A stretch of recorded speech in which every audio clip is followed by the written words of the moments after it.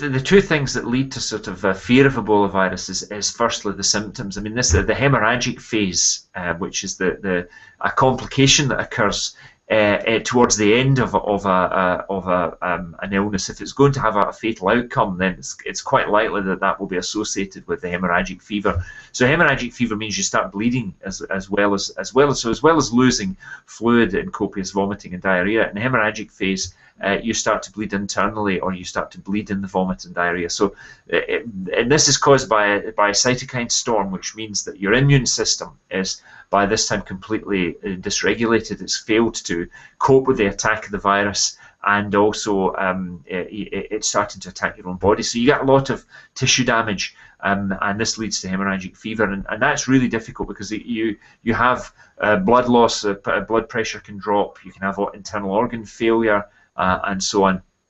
The second factor really is the high mortality rate. So this is the horror of the symptoms and the high mortality rate. So the fact that you get such 70% plus death rate. So people feel it's almost a kind of a death sentence. Or once you develop symptoms, it's going to be the outlook, the prognosis is pretty poor. But that really depends on I think on where you happen to be at the time. If you're lucky enough to get into a modern Western hospital, then the chances are that they'll be able to stabilize your blood electrolytes and keep you hydrated. So you definitely do have a better chance in a modern Western hospital. You won't die in the early stages of dehydration, which is clearly what happens to some people in Africa.